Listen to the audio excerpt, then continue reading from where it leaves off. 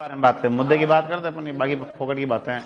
ठीक है, आहार किसके बारे में बात कर रहे थे? आहार। तो मुझे तुम लोग ये बताओ कि एक तो आहार सभ्यता है कहाँ? भाई आहार सभ्यता की जो लोकेशन है वो कहाँ है? उदयपुर के अंदर। अगर मैं तुम्हें कहीं ऐसा पूछूं कि आहार सभ्यता की खोज किसने की है?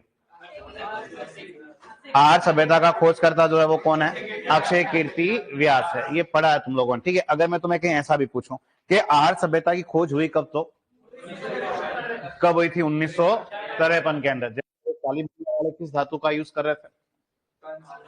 कांसे का यूज कर रहे हैं। वैसे आहार वाले किसका यूज कर रहे हैं? तांबे का यूज कर रहे हैं। जैसे कालीबंगा कितनी पुरानी है? 2300 ईसा पूर्व। और आहार कितनी पुरानी है? 2000 ईसा पूर्व। ठीक है, गोपीनाथ शर्मा ने आहार का समय क्या बताया? क्या बताया था? 1900 से 1200 ईसा पूर्व। ये बात हम लोगों ने लिखी है। ठीक है, अगर मैं तुम्हें कहीं ऐसा भी पूछ लूं कि हमने लिखा है कि कल आहार में तुमने कोई सिक्के ढूंढे क्या? ढूंढे थे आहार में सिक्के? कितने ढूंढे? 6 ढूंढे। वो 6 सिक्के जो हैं वो किसके बने थे? वो 6 सिक्के जो हैं वो किसके बने हैं? तांबे के। वो सिक्के किधर के? वो सिक्के कहाँ के हैं? यूनान के। और उसपे किसका फोटो था? अपोलो। और अपोलो कौन है? यूनान का एक क्या है? देवता है। हमने लिखा है। ठीक है, अगर मैं तुम्हें कहीं ऐसा पूछूं कि आहार में उत्खनन के कितने स्तर मिले हैं, तो आहार में उत्खनन के कितने स्तर है? 8 है। तो कालीबंगा में कितने? कालीबंगा में कितने हैं? 5 है। अगर मैं तुम्हें पूछूं कि वो बालक की खोपड़ी के साक्ष्य कहां से मिले? कालीबंगा। वो बालक की खोपड़ी में तुमने कितने छेद किए? तो कितने छेद किए थे? 6 छेद किए थे। ठीक है, अगर मैं तुम्हें कहीं ऐसा भी पूछूं कि इस आहार के क्षेत्र में कितनी तांबे की खदानें होने के साक्ष्य है, तो आप बताओगे कि आहार के क्षेत्र में कितने तांबे की खदानें होने के साक्ष्य हैं? 40। तुम्हें आहार में तांबा गलाने की भट्टियां मिली है क्या? आहार में बिल्कुल तुम्हें तांबा गलाने की क्या मिलती है? भट्टियां मिली है। मुझे तुम लोग ये बताओ कि तुम कैसे कह सकते हो कि यहाँ पे कोई रंगाई छपाई का कार्य हो सकता था? यहाँ पे लकड़ी के बने क्या मिले तुम्हें? ठप्पे मिले। ठीक है, तुमने कल एक वर्ड लिखा था गोरे कोट। क्या लिखा है? ये गोरे कोट क्या है?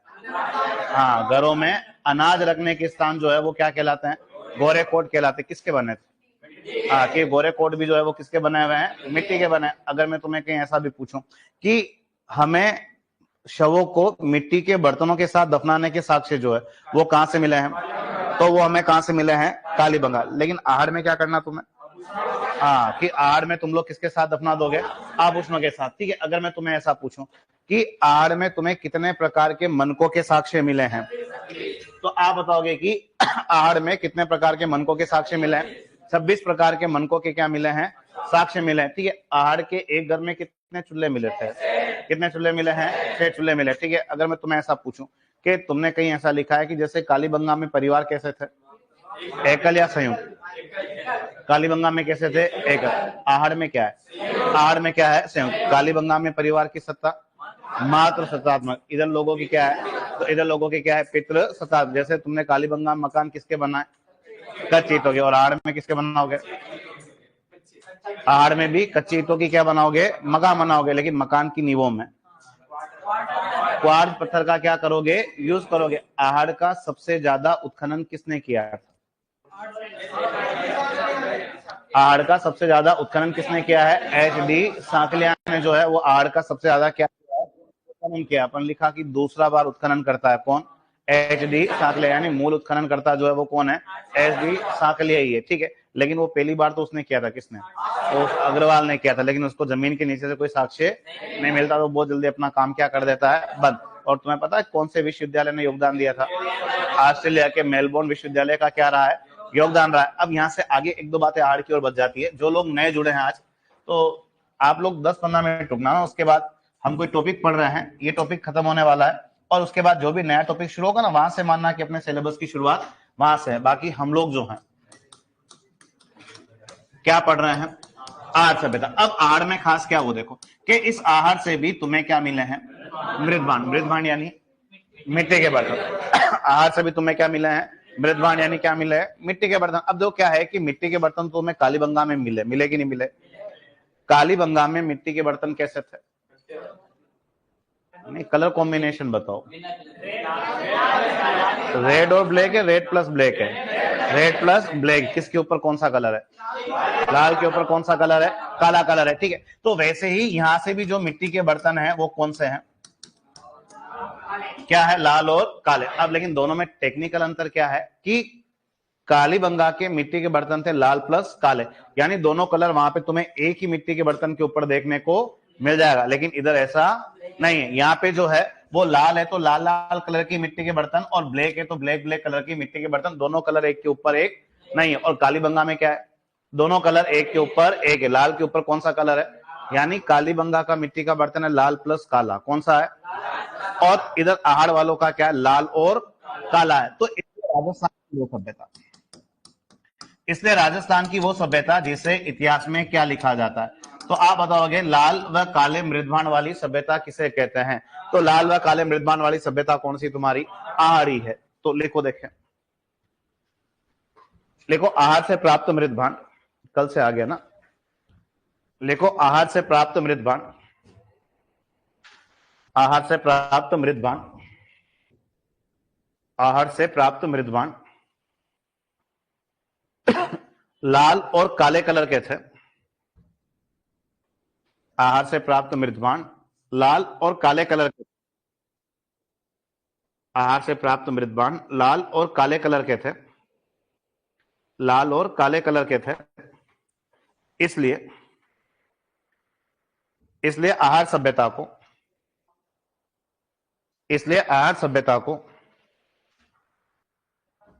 इसलिए आहार सभ्यता को लाल व काले, इसलिए आहार सभ्यता को लाल व काले मृदभान वाली सभ्यता कहा जाता है। इसलिए आहार सभ्यता को लाल व काले मृदभान वाली सभ्यता कहा जाता है। आहार सभ्यता को लाल व काले मृदभान वाली सभ्यता कहा जाता है। लाल व काले मृदभान वाली सभ्यता कहा जाता है।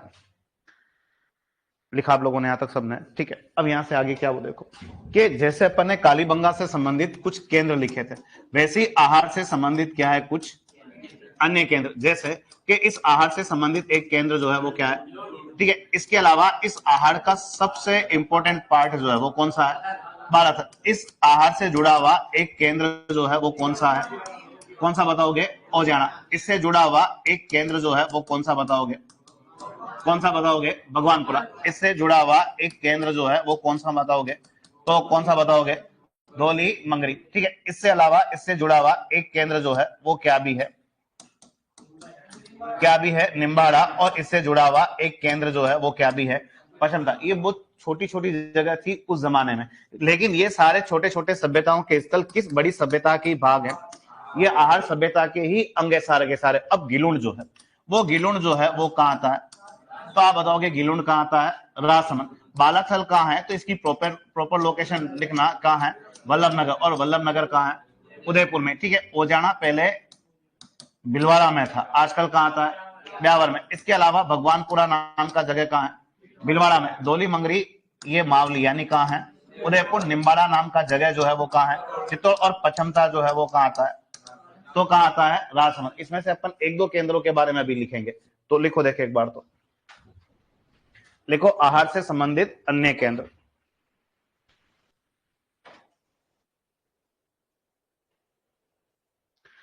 आहार से संबंधित अन्य केंद्र,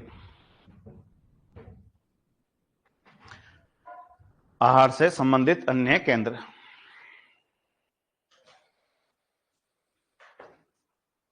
आहार से संबंधित अन्य केंद्र। लिख दो फटाफट से, लिखो गिलुंड जो राजसमंद में है ना,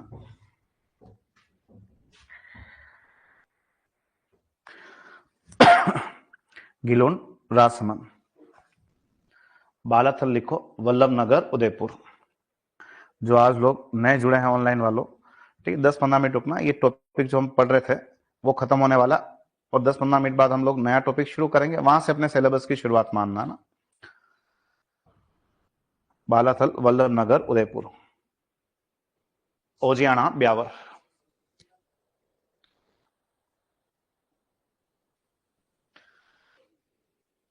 भगवानपुरा भिलवाड़ा,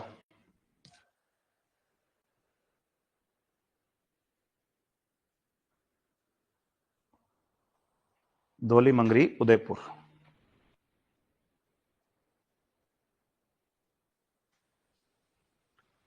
निम्बाड़ा चित्तौड़,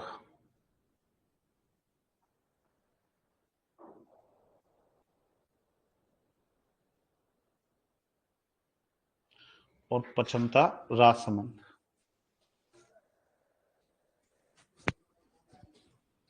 गिलोन, राजसमंद, बालाथल, वल्लभ नगर उदयपुर, ओझेड़ा, ब्यावर, भगवानपुरा, बिलवाड़ा। बालाथल जोधपुर में क्या करेगा, और होगा तो भी नहीं, अपने तो ये भी वल्लभ नगर उदयपुर वाला पढ़ रहे अपन ना। धौली मंगरी उदयपुर, निम्बाड़ा चित्तौड़ और पचमता कहाँ है, राजसमंद। और जिसने लिख लिया है वो फर्स्ट हेडिंग डालो गिलोन।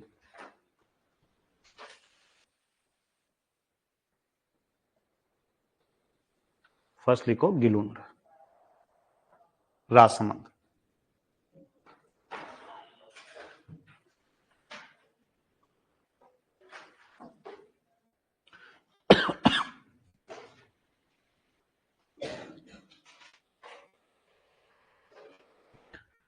ये लिख दिया सबने, मैं बढ़ो यहां से आगे।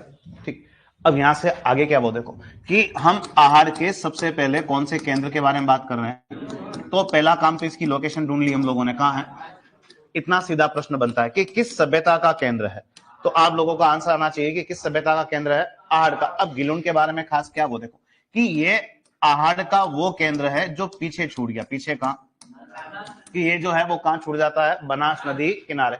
तो अब हमने कल ही पढ़ा था कि आहार सभ्यता को हम लोग क्या कहते हैं, बनास संस्कृति। क्या कहते हैं, जैसे अपन ने पढ़ा था ना कि आहार का स्थानीय नाम क्या है, धूलकोट नगरी। आहार का सबसे पुराना नाम क्या है, ताम्रवती नगरी। आहार 10वीं शताब्दी में किस नाम से फेमस था, आगाट घाट या आगाट पुर। तो वैसे ही आहार का एक नाम हम लोगों ने क्या लिखा था, बनास संस्कृति। और बनास संस्कृति इसलिए कहते हैं क्योंकि आहार जो है वो कौन सी नदी में पैदा हुई है, लेकिन कालांतर में सिमटती सिमटती आयर नदी किनारे आके रुक जाती है। लेकिन ये आहार का ही भाग है, गिलोन ये पीछे रह गया, कौन सी नदी किनारे। इसके अलावा गिलोन के बारे में खास क्या वो देखो कि एक इतिहासकार ने इसका खोज और कौन सा कार्य किया है, उत्खनन। तो इसका खोज और उत्खनन का कार्य किस इतिहासकार ने किया था, तो आदमी का नाम जो तुम लोग क्या बताओगे, बीबी लाल। अब यहाँ पे खास क्या वो देखो कि गिलोन एक तो वो केंद्र है आहार का जहां से इतिहास वाले कहते हैं कि इनको किसका साक्ष्य मिला है, सूर्य पूजा का क्या मिला है साक्ष्य। वैसे तुम्हारे सिलेबस में मूल में 2 सभ्यता ही है, बाकी जब सारी सभ्यताएं सिलेबस में होती है तो वहां प्रश्न की लैंग्वेज आती है कि निम्न में से राजस्थान की किस सभ्यता से सूर्य पूजा का साक्ष्य मिला है। तो सूर्य पूजा का साक्ष्य जो है ऑप्शन आते हैं कालीबंगा, आहड़, गणेश्वर, बैराट। तो किसने मिला है, आहड़ में। किसने मिला है, लेकिन आहड़ में कहां मिले तो आगे जाना पड़ता है कि आहड़ में कहां मिले तो गिलोन में मिले। इसके अलावा यहां से और खास क्या वो देखो कि यहां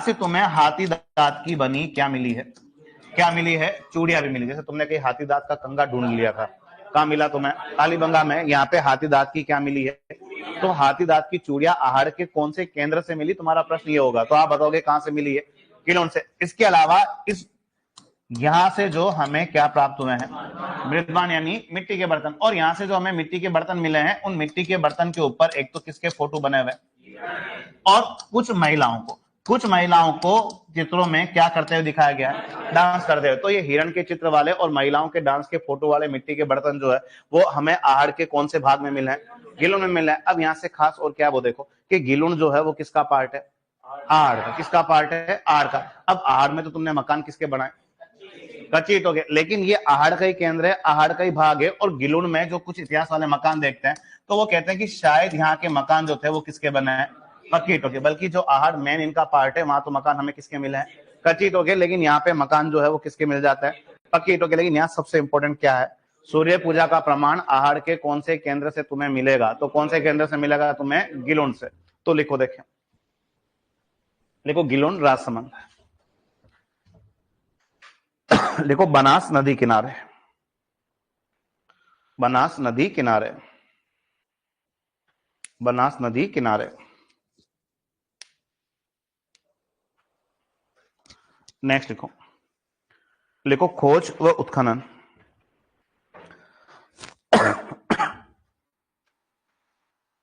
लिखो खोज व उत्खनन, लिखो बीबी लाल।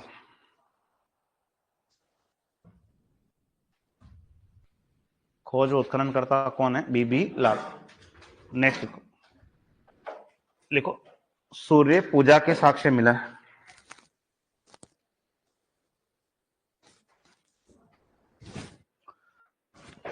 सूर्य पूजा के साक्ष्य मिले हैं,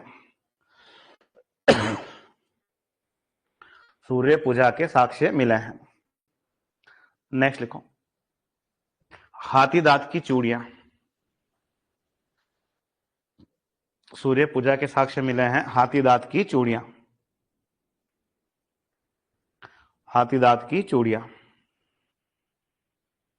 नेक्स्ट लिखो, लिखो यहां से प्राप्त, लिखो यहां से प्राप्त मृद भांड पर, लिखो यहां से प्राप्त मृद भांड पर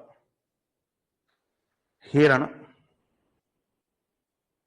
यहां से प्राप्त मृद भांड पर हिरण व नारी की, यहां से प्राप्त मृद भांड पर हिरण व नारी की नृत्य मुद्राओं के चित्र मिले हैं। हिरण व नारी की नृत्य मुद्राओं के चित्र मिले हैं। हिरण व नारी की नृत्य मुद्राओं के चित्र मिले हैं। हिरण व नारी की नृत्य मुद्राओं के चित्र मिले थे। नेक्स्ट लिखो, लिखो, लिखो आहार का केंद्र होते हुए भी,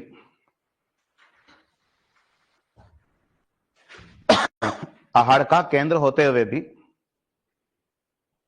आहार का केंद्र होते हुए भी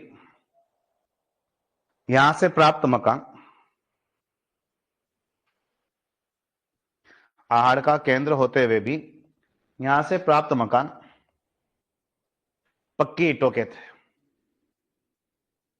आहार का केंद्र होते हुए भी यहां से प्राप्त मकान पक्की ईंटों के थे, पक्की ईंटों के थे। नेक्स्ट लिखो बालाथल, ये आहार का सबसे इंपॉर्टेंट भाग है ना।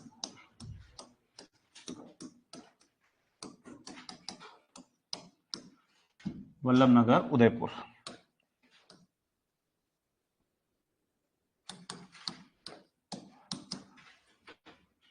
बालाथल वल्लभनगर उदयपुर। ठीक है, अब जो क्या है कि बालाथल के बारे में खास खास क्या है वो देखो कि ये आहाड़ का वो केंद्र है जो थोड़ा सा आगे निकल गया। ठीक है, आहाड़ का एक केंद्र जो था वो पीछे छूट गया बनास नदी किनारे। खुद आहाड़ जो है वो कौन सी नदी किनारे आ गया, आयन नदी किनारे। ये भी आहाड़ का केंद्र लेकिन आगे चला गया। शायद तुम सब लोग जानते हो कि वो आयन नदी गिरती है। क्या गिरती है? आयन नदी। पता किसमें गिरती है? उदय सागर में। किसमें गिरती है? और जब आयन नदी उदय सागर में गिरती है और वापस उदय सागर से निकलती है तो अपना नाम बदल देती है और वो आयन नदी क्या बन जाती है? बेडच। क्या बन जाती है? तो ये वो केंद्र है, ये आहाड़ का वो केंद्र है जो कौन सी नदी किनारे आ गया? तो ये आहाड़ का वो केंद्र है जो कौन सी नदी किनारे आ गया?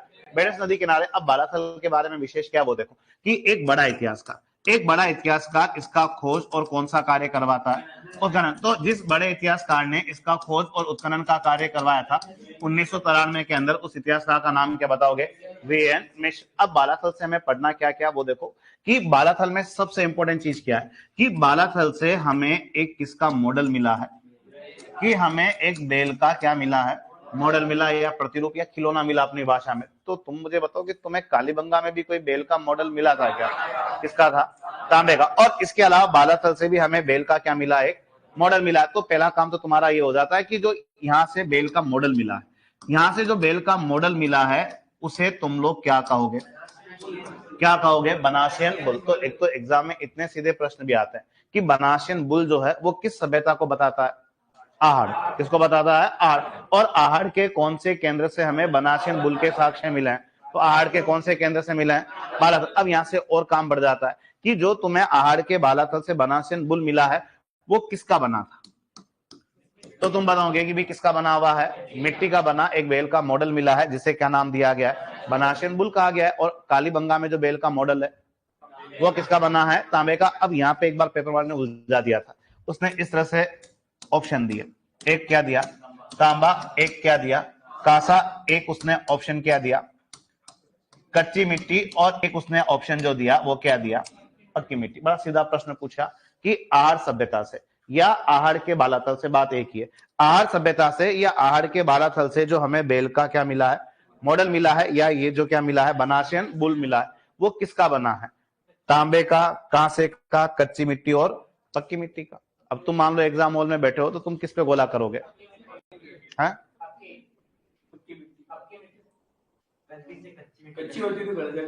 हाँ, बात तो सही बता रहे। होशियार तो हो तुम लोग, ठीक है। हाँ बिल्कुल सही बता रहे हैं कि भाई देखो दो तो ऑप्शन वैसे अपने लिए नहीं है, क्या तांबा और कांसा, तो वैसे भी अपने लिए आंसर नहीं है। अपनी लड़ाई केवल किसको लेके, मिट्टी को लेके, कच्ची और पक्की को। अगर कच्ची मिट्टी का होता तो इतने सैकड़ों सालों बाद नहीं मिलता, वहीं टूट फूट जाता या गल जाता, ठीक है। ये पक्की मिट्टी का बना हुआ था इसलिए इतने सालों बाद मिल जाता है। और पक्की मिट्टी के लिए एक वर्ड का यूज किया जाता है, किसका यूज किया जाता है, टेराकोटा। तो टेराकोटा या पक्की मिट्टी का बना, टेराकोटा या पक्की मिट्टी का बना मेल का मॉडल जिसे बनासेन बुल कह रहे हैं, वो आहड़ के कौन से भाग में मिला है, बालातल में मिला है, जो कौन सी नदी किनारे, बेडस नदी किनारे। तो पहले कुछ लिखो, देखें देखो बेडस नदी किनारे, बेडस नदी किनारे, बेडस नदी किनारे। नेक्स्ट लिखो, लिखो खोज व उत्खनन करता वीएन मिश्र,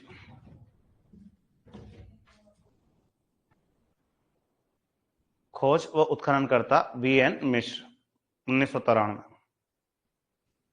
खोज व उत्खनन करता वीएन मिश्र 1993। नेक्स्ट लिखो, लिखो लिखो यहां पक्की मिट्टी, लिखो या पक्की मिट्टी या टेराकोटा का बना, यहां पक्की मिट्टी या टेराकोटा के बने, यहां पक्की मिट्टी या टेराकोटा के बने,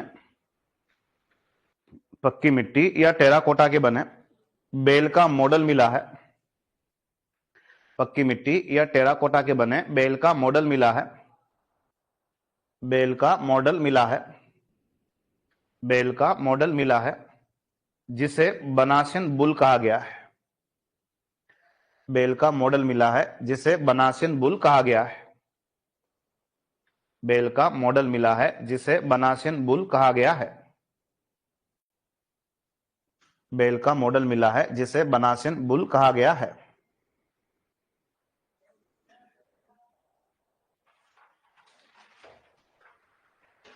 अब देखो तुम्हारे में से एक नया नया जुड़ा है, उसकी आज पहली क्लास है, उसने आज पहले दिन ही लिख दिया। ऑनलाइन वालों की तरफ भी ध्यान दिया करो, ऑनलाइन वालों को भी पूछो, जब ये पूछते हैं ना तो उसमें ऑनलाइन वाले भी बैठे रहते हैं ना, ठीक है। जो तुम लिखते हो यहाँ पे हर चीज तुम्हारी नोट होती है। आज तो पहला ही दिन था यार, तभी तो तेरा सिलेबस ही शुरू नहीं हुआ। मैंने कहा ये टॉपिक खत्म हो जाए उसके बाद देखेंगे, अभी तो लिखा तुम लोगों ने अभी, ठीक है। अब यहां से आगे क्या, वो देखो कि बालाथल से और काम की चीजें हमारे लिए क्या है, वो देखो कि बालाथल वो जगह भी है जहां से हमें क्या मिले हैं, मृदभान यानी मिट्टी के बर्तन। तो यहाँ के मिट्टी के बर्तनों पर किसके फोटो हैं, किसके फोटो है, हाथी और चंद्रमा। तो आहड़ के कौन से केंद्र से, आहड़ के कौन से केंद्र से हाथी और चंद्रमा के चित्र वाले मिट्टी के बर्तन तुम्हें मिले हैं? तो आहड़ में कहा मिले तुम्हें, बालाथल में। इसके अलावा बालाथल वो जगह भी है जहां संख्या में कितनी, 5। तो जहां संख्या में कितनी, 5 तुम्हें लोहा गलाने की क्या मिली है, क्या मिली है, भट्टिया। तो अब यहां से एक चीज पैदा होती है कि बालाथल से हमें 5 लोहा गलाने की क्या मिल रही है, भट्टिया मिल रही। तो तुम लोग मुझे ये बताओ कि अगर तुम्हें पूछ, जैसे मैं तुम्हें पूछ लूं कि कालीबंगा के लोग किस धातु को नहीं जानते, लोहे को नहीं जानते, वैसे मैं तुम्हें अगर पूछूं कि आहड़ के निवासी क्या लोहे को जानते हैं, आहड़ के निवासी लोहे को जानते कि नहीं जानते, लोहे को जानते हैं। आहड़ का ही भाग है कौन सा, बालाथल। और बालाथल की लाइफ जब तक चली ये लोग किसकी जानकारी प्राप्त कर चुके हैं, यानी ये भी आहड़ के लोग है, कोई दूसरे लोग नहीं है। तो आहड़ के लोगों को भी लोहे की जानकारी थी, तभी तो यहाँ पे संख्या में 5 लोहा गलाने की क्या मिल रही है।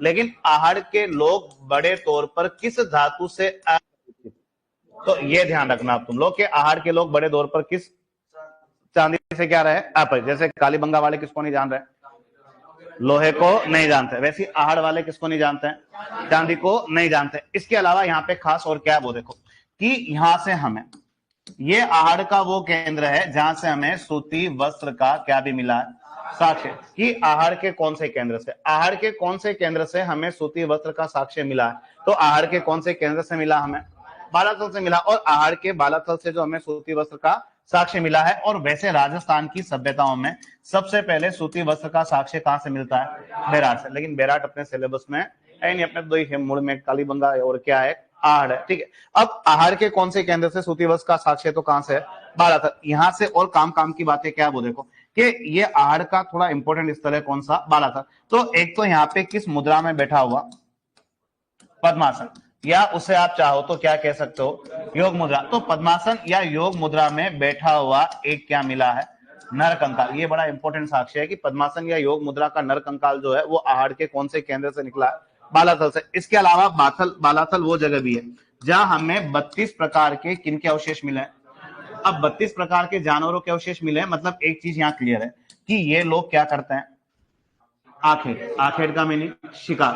और इसके अलावा 32 प्रकार के जानवरों के अवशेष हैं, तो ये मतलब क्या भी है कि ये लोग जो है वो मतलब क्या भी है, मांसाहारी। इसके अलावा ये आहड़ का वो केंद्र है जहां किसका साक्ष्य भी मिला है, कुष्ठ रोग। किसका प्रमाण भी मिला है, कुष्ठ रोग। कुष्ठ रोग समझते हो, है स्किन डिजीज, है त्वचा संबंधी जो प्रॉब्लम होती है उसको क्या बोलते हैं, कुष्ठ रोग कहते हैं। इसके अलावा यहां से और खास क्या वो देखो कि यहां से बालाथल से हमें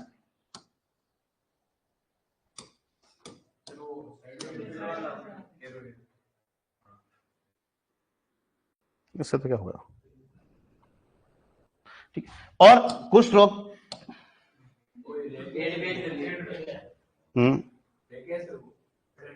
अभी लिखो, देखे नहीं पड़ते इससे, लिखो देखे बालाथल के बारे में लिखो, यहां से प्राप्त मृत बाण पर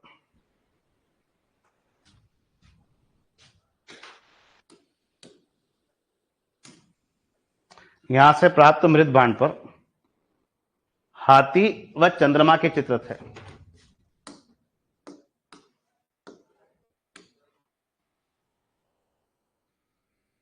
यहां से प्राप्त मृत बाण पर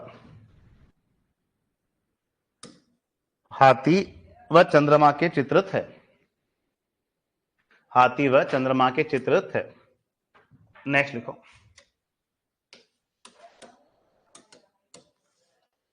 लिखो यहां संख्या में 5,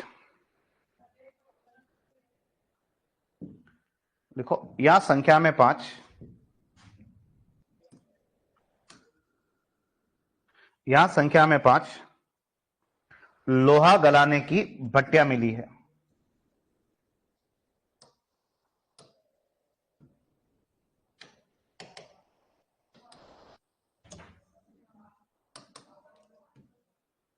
यहां संख्या में 5 लोहा गलाने की भट्टियां मिली है। संख्या में 5 लोहा गलाने की भट्टियां मिली है। नेक्स्ट लिखो, और यहीं ब्रैकेट में लिखना, लिखो आहड़ के निवासी चांदी से अपरिचित थे।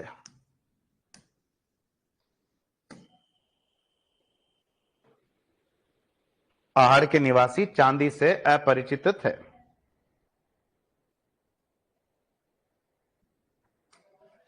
आहड़ के निवासी चांदी से अपरिचित थे। चांदी से अपरिचित थे।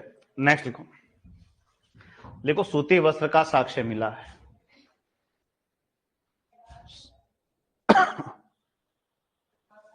सूती वस्त्र का साक्ष्य मिला है।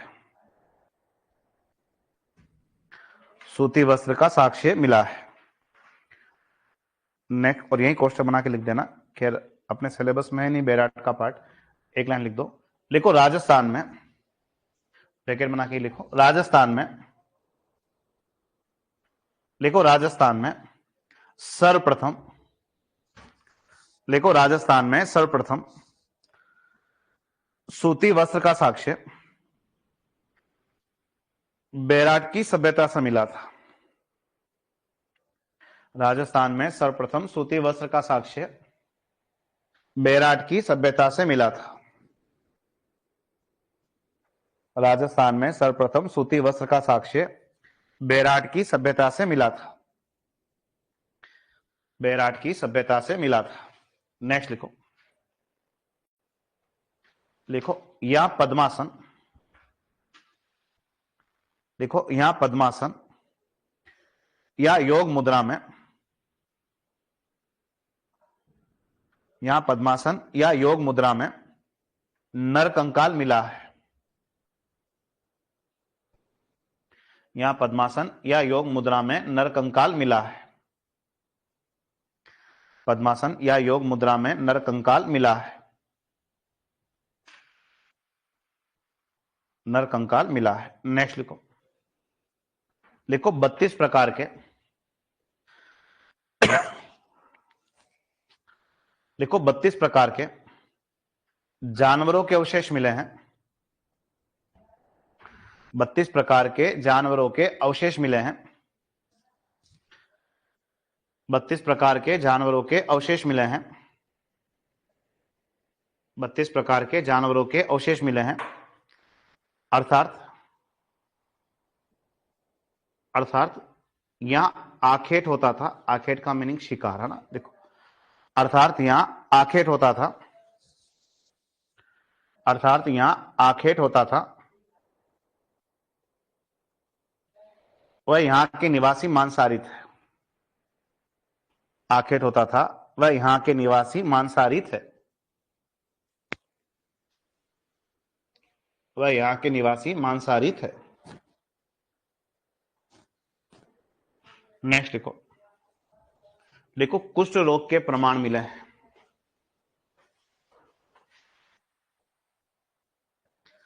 कुष्ठ रोग के प्रमाण मिले हैं। कुष्ठ रोग के प्रमाण मिले हैं। कुष्ठ रोग के प्रमाण मिले हैं। लिखा आप लोगों ने। अब ये वो जगह भी है जहां से हमें तांबे के क्या मिले हैं। तांबे का गले में पहनने वाला क्या मिला, एक हाथ, और यहां से तांबे की क्या भी मिलती है, कुल्हाड़ी। तो तांबे का चाकू, तांबे का हाथ, तांबे की कुल्हाड़ी, ये आहड़ की विशेषता। किसकी विशेषता है? लेकिन आहड़ में कहां मिले हैं? तो भारत। इसके अलावा यहाँ पे किसकी मिट्टी की मूर्तियां? बैल की तो मिली है, और यहाँ पे किसकी भी मिट्टी की मूर्तियां मिली है? कुत्ते की भी जो है मिट्टी की मूर्तियां हमें कहां से मिलती है? बालाथल से। बालाथल से एक हमें 11 कमरों का बना क्या मिला, एक भवन। इसके अलावा एक मिट्टी की मोटी दीवार से बना, एक मिट्टी की मोटी दीवार से बना हमें किसका साक्ष्य भी मिलता है? दुर्ग का। और मिट्टी की मोटी दीवार से बने दुर्ग का साक्ष्य आहड़ के कौन से केंद्र में है? तो आप बता देना कहां से है? बालाथल। इसके अलावा बालाथल में जो अधिकांश मिट्टी के बर्तन है, देखो आहड़ का भाग है, तो आहड़ की मिट्टी के बर्तन कैसे है? अरे आहड़ के मिट्टी के बर्तन कैसे है? लाल और काले। कौन से है? लाल और काले। और यहाँ पे अधिकांश मिट्टी के बर्तन कौन से कलर में है? और जो लाल कलर के मिट्टी के बर्तन मिले हैं, इतिहास वाले कहते हैं कि उस पे किस प्रकार की लिपि का साक्ष्य मिला। तो आप बताओगे किस प्रकार की लिपि का साक्ष्य मिला है? ब्राह्मी लिपि। तो तांबे का चाकू, तांबे का हाथ, तांबे की कुल्हाड़ी, ये भी आहड़ की विशेषता, लेकिन आहड़ में कहां मिला है? बालाथल। ये बैल और कुत्ते की मिट्टी की मूर्तियां कहां से मिली है? बालाथल। 11 कमरों का बना भवन का साक्ष्य भी बालाथल। मिट्टी की मोटी दीवार से बने दुर्ग का साक्ष्य भी बालाथल। और बालाथल में अधिकांश मिट्टी के बर्तन कौन से कलर के थे? लाल कलर के, जिसपे किसका साक्ष्य है? ब्राह्मी लिपि। ये एक दो बातें और लिखो। लिखो यहां से, लिखो यहां से तांबे के चाकू, यहां से तांबे के चाकू, तांबे के चाकू, तांबे का हार, तांबे का चाकू, तांबे का हार व तांबे की कुल्हाड़ी मिली है। तांबे का चाकू, तांबे का हार व तांबे की कुल्हाड़ी मिली है। तांबे की कुल्हाड़ी मिली है। तांबे की कुल्हाड़ी मिली है। नेक्स्ट लिखो। लिखो बैल व कुत्ते की मरण मूर्तियां मिली है। मरण मूर्तियां मतलब मिट्टी की मूर्तियां। बैल व कुत्ते की मरण मूर्तियां मिली है। बैल व कुत्ते की मरण मूर्तियां मिली है। नेक्स्ट लिखो। लिखो 11 कमरों के बने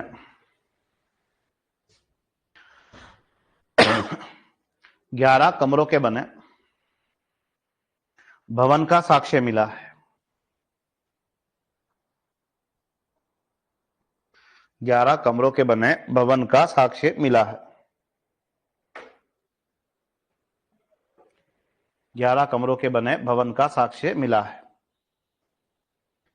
नेक्स्ट लिखो। लिखो मिट्टी की। नेक्स्ट लिखो मिट्टी की मोटी दीवार से बने, मिट्टी की मोटी दीवार से बने दुर्ग का प्रमाण मिला है। मिट्टी की मोटी दीवार से बने दुर्ग का प्रमाण मिला है। मिट्टी की मोटी दीवार से बने दुर्ग का प्रमाण मिला है। दुर्ग का प्रमाण मिला है। नेक्स्ट लिखो, यहां अधिकांश मृद भांड, यानी मिट्टी के बर्तन लिखो, यहां अधिकांश मृद भांड, यहां अधिकांश मृद भांड लाल कलर के थे।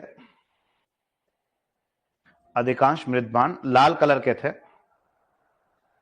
लाल कलर के थे, जिस पर ब्राह्मी लिपि के साक्ष्य मिले हैं। जिस पर ब्राह्मी लिपि के साक्ष्य मिले हैं। जिस पर ब्राह्मी लिपि के साक्ष्य मिले हैं। जिस पर ब्राह्मी लिपि के साक्ष्य मिले हैं। ब्राह्मी लिपि के साक्ष्य मिले हैं। ठीक है, और एक लास्ट यहां बच जाता है, किसके बारे में लिखेंगे हम? एक ओजियाना। लिखो, देखिए, ओजियाना ब्यावर।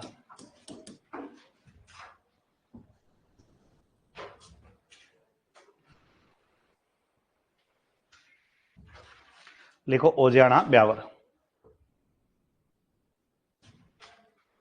ओजियाना ब्यावर। ठीक है, तो पहला प्रश्न तो हमारा ये हो गया कि ओजियाना किस सभ्यता का केंद्र है? ये ऐसा स्थल है जो किसी नदी किनारे है ही नहीं। इस स्थल का विकास जो है वो कहां हुआ है? मतलब पहाड़ी के नीचे वाले भाग में। इसके अलावा ओजियाना का सीधा क्या हुआ है? उत्खनन। और इसका उत्खनन जो है वो 2000 ईस्वी के अंदर कौन सी यूनिवर्सिटी ने किया है? तो आप बताओगे किसने किया? राजस्थान विश्वविद्यालय ने। अब यहाँ पे सबसे खास क्या है वो देखो, कि ओजियाना में सबसे इंपॉर्टेंट जो है ये राजस्थान की इतनी सारी सभ्यताएं, इतने सारे स्थल, लेकिन राजस्थान की सभ्यताओं में एकमात्र ऐसा जगह है जहां से तुम्हें क्या मिलेगा? गाय की मृण मूर्ति। गाय की मिट्टी की मूर्ति जो है वो राजस्थान में केवल एक ही जगह से मिली है, और वो एक जगह तुम्हारे लिए कौन सी है?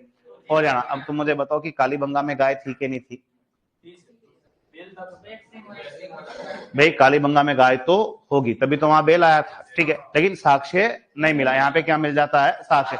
तो गाय की मिट्टी की मूर्ति मिलना राजस्थान की किस सभ्यता की विशेषता? आहड़ की। किसकी विशेषता है? लेकिन आहड़ में कहां, तो फिर आगे आ जाएंगे। कहां आ जाएंगे हम लोग? ओजियाना। इसके अलावा यहां से जो हमें क्या प्राप्त हुए हैं? मृदभांड। तो यहाँ के मिट्टी के बर्तन जो है वो किस अवस्था में निकले हैं? साबुत अवस्था में। साबुत का मीनिंग समझ रहे हैं आप लोग क्या होता है?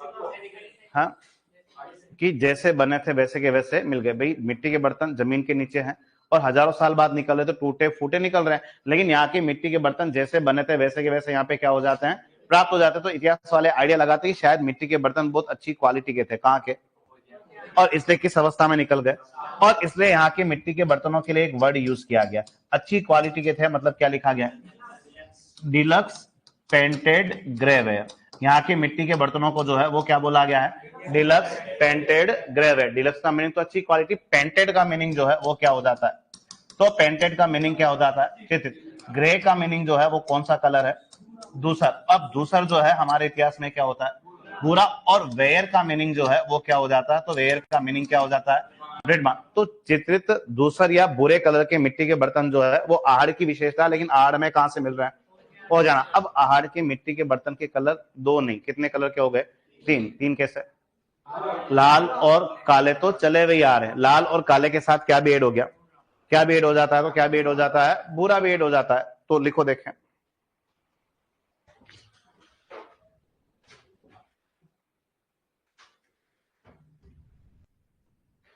लिखो ओजियाना ब्यावर।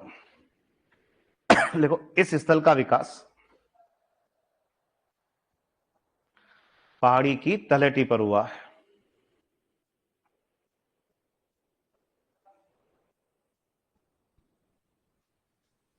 इस स्थल का विकास पहाड़ी की तलहटी पर।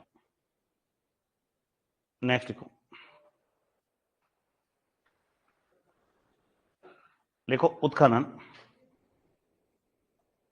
लिखो उत्खनन 2000 ईस्वी। उत्खनन 2000 ईस्वी राजस्थान विश्वविद्यालय द्वारा।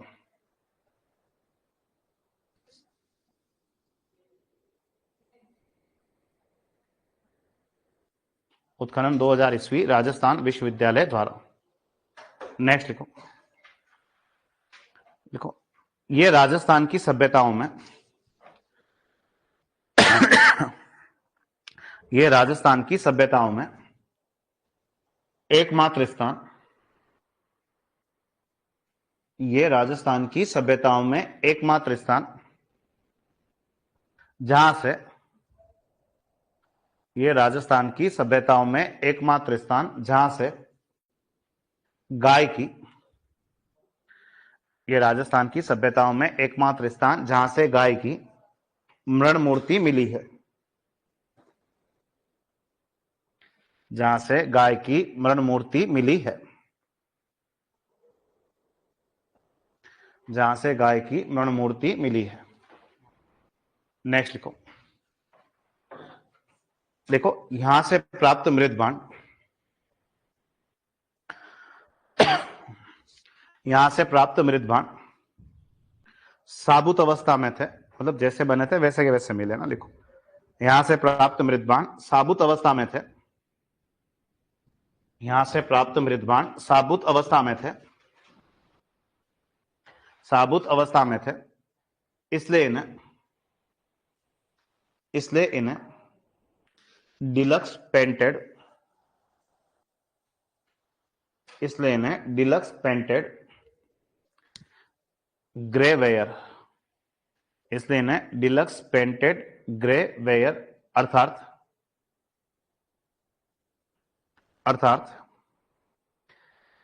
चित्रित धूसर, धूसर का मीनिंग यहां से ब्राउन कलर से है ना। लिखो, अर्थात इन्हें चित्रित धूसर मृत भांड कहा गया है, इन्हें चित्रित धूसर मृत भांड कहा गया है, चित्रित धूसर मृत भांड कहा गया है, चित्रित धूसर मृत भांड कहा गया है। नेक्स्ट लिखो, लिखो आहार से प्राप्त मृत भांड, नेक्स्ट लिखो आहार से प्राप्त मृत भांड, आहार से प्राप्त मृत भांड,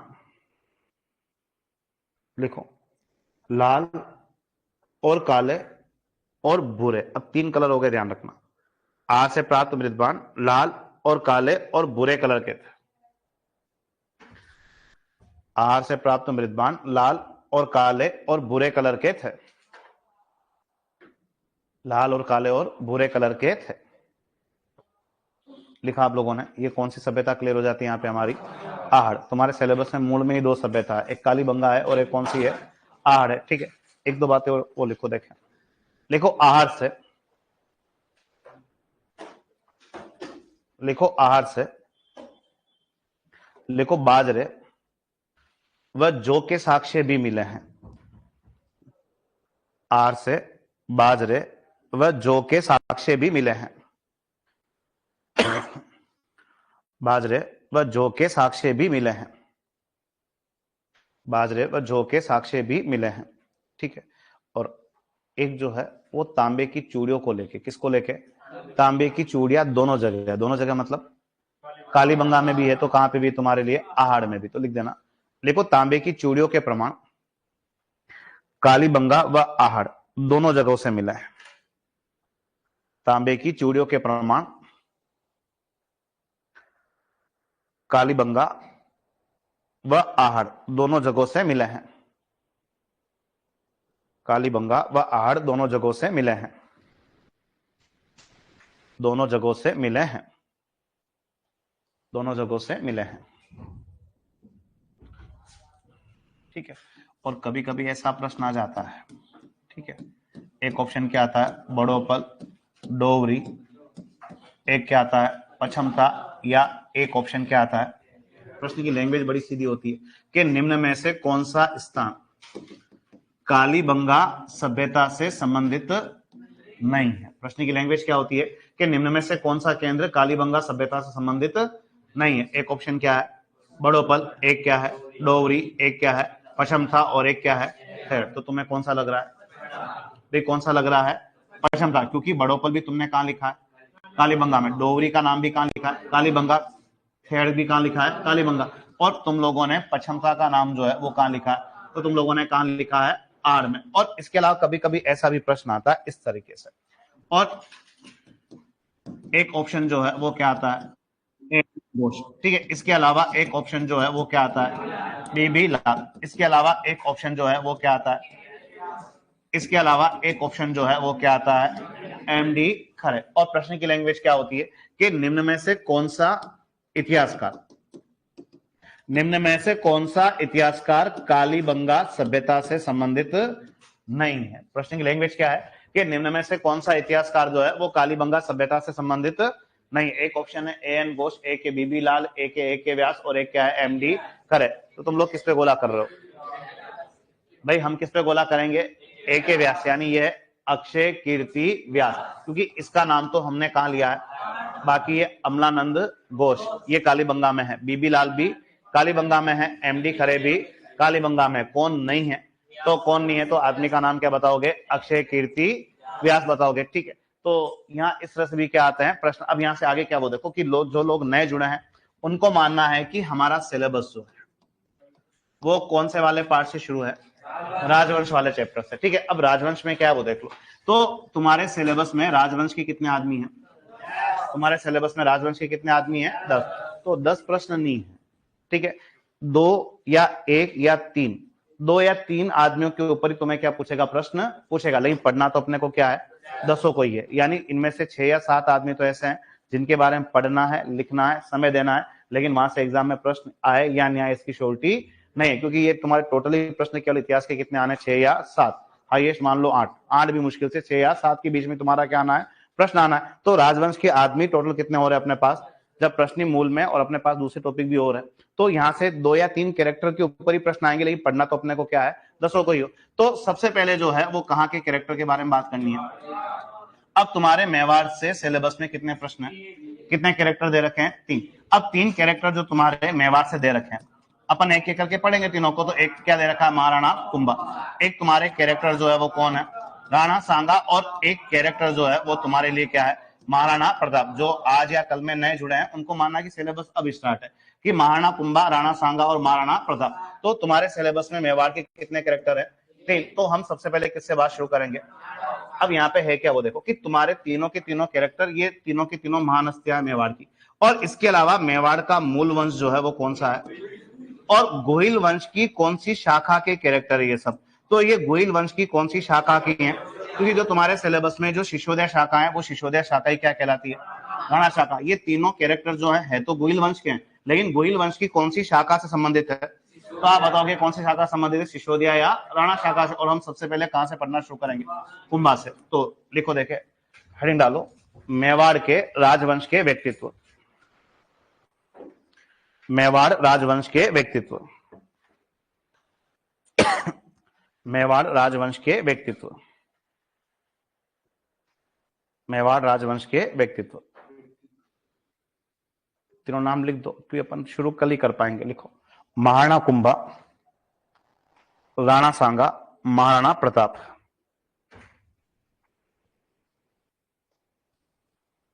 महाराणा कुंभा, राणा सांगा और महाराणा प्रताप।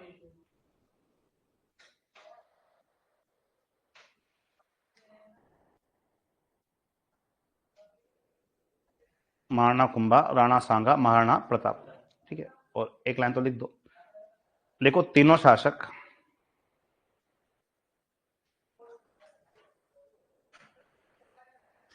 लिखो, तीनों शासक मेवाड़ के, लिखो तीनों शासक मेवाड़ के गोइल वंश की, लिखो तीनों शासक मेवाड़ के गोइल वंश की, मेवाड़ के गोइल वंश की, मेवाड़ के गोइल वंश की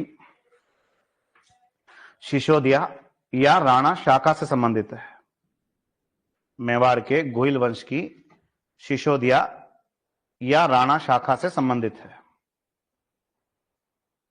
मेवाड़ के गोइल वंश की सिसोदिया या राणा शाखा से संबंधित है, राणा शाखा से संबंधित है। सिसोदिया शाखा को क्या कहते हैं, राणा शाखा ना।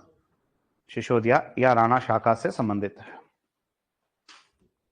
ठीक है। अब इधर क्या है वो देखो कि हमें एक्चुअल में सबसे पहले कुंभा तक पहुंचना है। किससे तक पहुंचना है? लेकिन कुंभा तक पहुंचने का अपन पहले रास्ता सेट करते हैं और उसके बाद अपन कुंभा तक पहुंचेंगे और कुंभा से मिलना है। तो सबसे पहले हम किससे मिलेंगे? किससे मिलेंगे? राणा लाखा। और लाखा से मिलते हुए, क्योंकि अपना काम तो एक्चुअल में किसके नाम से शुरू है? कुंभा। लेकिन कुंभा तक आने से पहले एक कि अपना एक बेस कंप्लीट हो जाए और उसके बाद अपने को आइडिया लगना चाहिए कि कुंभा किसके बाद आ रहा है। तो एक हेडिंग डालो राणा लाखा। अपने को काम एक्चुअल में कुंभा सही है ना, लेकिन अपन एक बात लाखा की सीखेंगे। लिखो राणा लाखा। राणा लाखा, इसको लक्ष्य सिंह कहते हैं। राणा लाखा को किस नाम से भी जानते हैं? लक्ष्य सिंह के नाम से, है ना, राणा लाखा या लक्ष्य सिंह। ठीक है। अब राणा लाखा के लिए क्या वो देखो कि एक तो हमें इनके लिए ऐसा याद रखना है कि इनके जमाने में एक जगह ऐसी फेमस हो गई और जगह का नाम जो है वो क्या है? जगह का नाम क्या बताओगे? योग का नाम लेते अपने को घबराना नहीं है कि जनरली भारत में ऐसी जगह साउथ में होती है, दक्षिण भारत में होती है। ये अपने पास ही है, और अपने पास यानी जो आज के जमाने का क्या है? क्या है? जावर। और ये जावर पहले उदयपुर में था, आजकल कहां है? आजकल कहां है? सलूम्बर के अंदर। और उसी जावर का एक प्राचीन नाम जो है वो क्या है? योगनीपट्टनम। और लाखा के जमाने में बहुत बड़ी घटना कि मेवाड़ के इतिहास में यहां से चांदी की क्या प्राप्त हो गई? जहां आज भी चांदी निकलती है, कहां से? जावर से। और मेवाड़ में इतनी बड़ी घटना कि जमीन के नीचे से चांदी प्राप्त होना, वो घटना किसके जमाने की है? लाखा के जमाने की। और इसके अलावा लाखा ही वो व्यक्ति है जिसके जमाने में किस झील का निर्माण भी हुआ है? तो इन्हीं के जमाने में किसका निर्माण भी हुआ है? पिछोला झील। लेकिन पिछोला झील कहां है? कहां है? उदयपुर। लेकिन ये वो समय है जब उदयपुर पैदा नहीं हुआ है। उदयपुर तो 1559 में पैदा होगा। कब पैदा होगा? 1559 में। और झील उदयपुर से पहले बनी, उदयपुर तो बाद में बना है। इस झील की नींव 1387 ईस्वी में रख दी गई और उदयपुर की नींव कब पड़ती है? 1559। यानी उदयपुर से पहले किसका अस्तित्व था? पिछोला। तो पिछोला झील का निर्माण और जावर से चांदी की खान प्राप्त होना, दोनों बातें किसके जमाने की है? लाखा। हम केवल कहां तक पहुंचना चाह रहे हैं? कुंभा तक। वो अपन पहुंचते हैं, लेकिन लिखो, देखें, लिखो लिखो लाखा के समय, लिखो लाखा के समय, लाखा के समय पिछोला झील की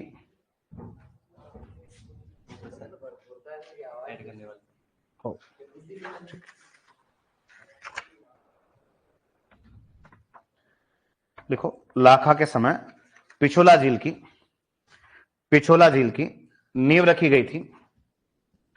पिछोला झील की नींव रखी गई थी। पिछोला झील की नींव रखी गई थी। वह लाखा के समय ही, लिखो लाखा के समय ही योगनीपट्टनम, योगनीपट्टनम आज के जमाने का क्या है? जावर। और जावर कौन सी डिस्ट्रिक्ट में? ये सलूम्बर। योगनीपट्टनम से, योगनीपट्टनम से चांदी की खान प्राप्त हुई थी। योगिनीपट्टनम से चांदी की खान प्राप्त हुई थी। योगिनीपट्टनम से चांदी की खान प्राप्त हुई थी।